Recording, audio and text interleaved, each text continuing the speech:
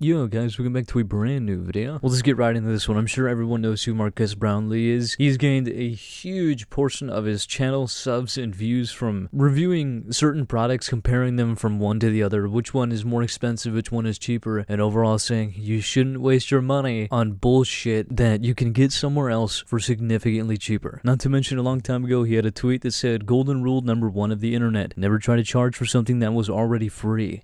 I said, is this in response to something? And he says it's for future reference. 2 steps behind. Anyways, in the beginning of his most recent video, he starts talking about an app that he's releasing called Panels. But you know what I've been doing way longer than 2 weeks? Working on a new app that we are finally launching. You guys have always been asking me where I get my wallpapers. Like, it's frequently the #1 suggested search result under my name, has been for years. So now we've put them all in one place. It's called Panels, and it's finally live in the App Store, both on iOS and on Android.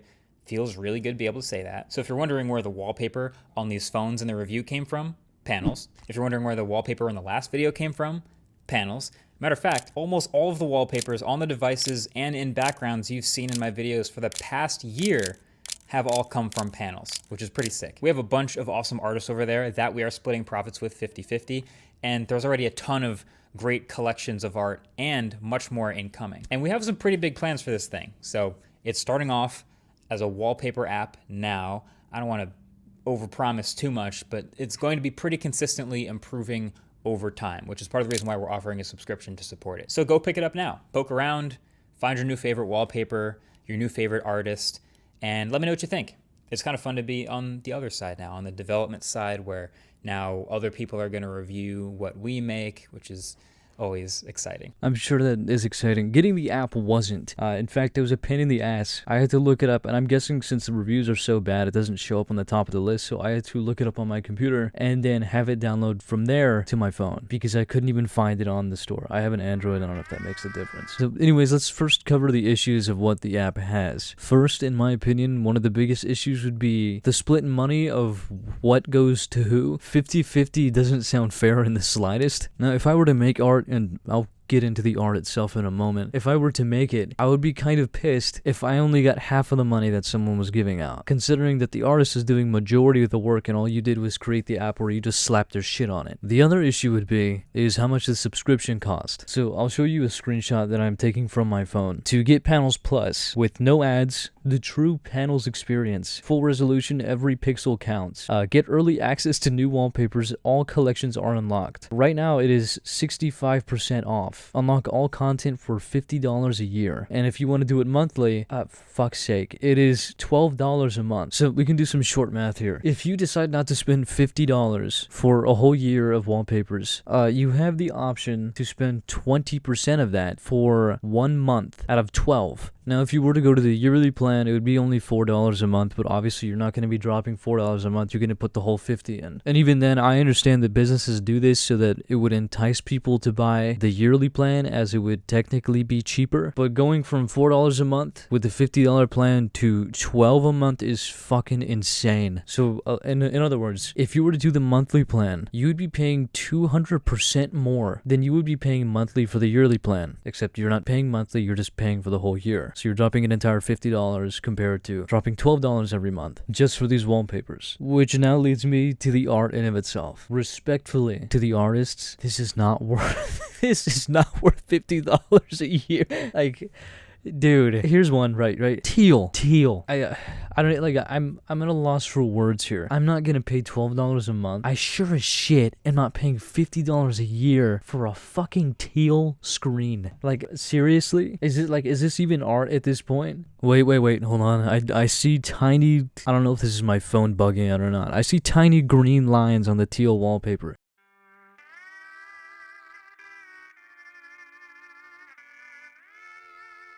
I take it back. This is an actual masterpiece. This is worth $50. I mean, surely no one could recreate something as magnificent as this. It's impossible. Clearly, this is art beyond our level. Here's another one, Festive 3. This looks like the stock background that you get when you get a Windows computer. I mean, like, don't get me wrong. There are some decent wallpapers here. There really are. But they look exactly like stuff you can just find on Google and put it as your background in of itself. Also, immediately after I set the background, it froze the app and then crashed. Now, the pricing in of itself obviously is an issue. It's way too fucking much for shitty wallpapers, but he mentions in his little advertisement that the reason for the subscription fee is that it's going to be steadily improving over time. Now, here's one thing. I am not going to ask you for money and say, if you give me this money, eventually I'll get you something better for it. That's not how this works. You don't promise a shitload of people improvements before you even know what you're doing. Now, if these were unique live wallpapers, I can understand paying money for this, but they look like shit that you can find on Google. Not to mention these blank colored wallpapers or these ones with like little swirly patterns. You can find those if you just look up stock images. It's really scummy in my opinion that you would be charging for this. Advertisements I can understand. Even like a small fee I could also understand, but the fee isn't small, especially for wallpapers. Another problem that people are also having with this is that it tracks your user data. I mean, in one hand, at least they're upfront about it, but it doesn't really make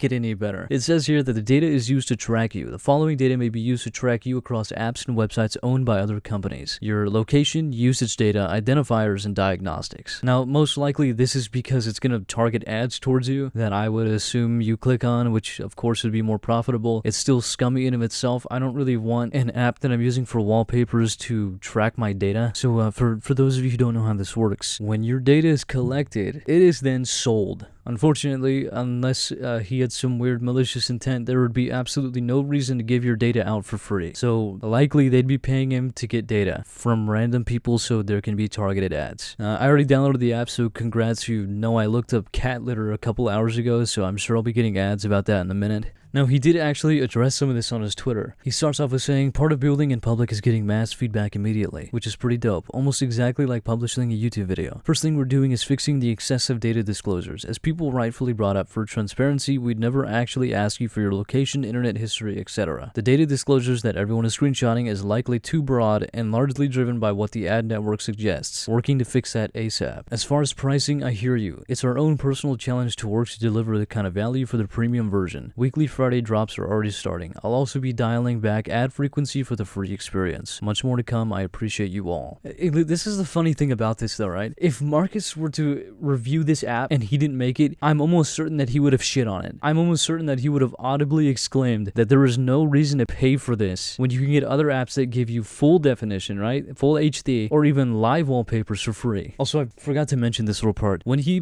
also mentions in his reply talking about how everybody's like shitting on him for the whole location thing, he specifies that for transparency, again, I'm going to reread it, we'd never actually ask for your location, internet history, etc. But somebody replied and took a screenshot of his privacy page, which says, location data. We collect location data such as information about your device's location, which can either be precise or imprecise. How much information we collect depends on the type and settings of the device you use to access the services. For example, we may use GPS and other technologies to collect geolocational data that tells us your current location based on your IP address. You can opt out of allowing us to collect this information either by refusing access to the information or by disabling your location settings on your device. However, if you choose to opt out, you may not be able to use certain aspects of the services. And someone replied to him and said, ads collect this data, it's how you don't get Japanese ads in your feed. He replies with, what difference does it make from a user's POV? And he says, the users that care, tiny fraction, just don't use any free apps because this is standard for any service with ads. And he replies, in the tweet at the top, he's promising to fix that, which in my opinion, he can't deliver without throwing that whole pay by ads model. Another thing that I wanted to mention was that some people were saying that Marques even acknowledged that some of the artists, in quotations, were using AI for some of these images. Now, I can't find him acknowledging that anywhere, so I can't say if it's true or not, but if it is, then none of this is worth a single dollar. I mean, like, look, on the upper hand, he did address it. He's acknowledging what people are saying, but I mean, what did he expect here? It's mostly the pricing that's the issue. It doesn't seem worth it. With the quality of the art in of itself, the pricing does not seem worth it at all. And as well as the monthly plan, I think the monthly plan is absolute bullshit. Honestly, even the app in of itself is fine. People are shitting on the UI. I don't really have a problem with that. I thought the UI was fine. fine. I thought it looked kind of clean. I think the biggest reason people are upset is because of how hypocritical this is coming from someone like him. He has such a high standing criticizing products, and his reviews are very in-depth, talking about how one thing is not worth it because of the price and it doesn't represent the value of the object or the product. Like, I'm sorry to shit on the artists here, but a lot of these look like stock image or PNGs that you can get off of google.com. A lot of them look overly corporate made backgrounds that come with an appliance that you buy. Anyways, that's all I got. If you guys enjoyed, thank you for watching, and come back for the next.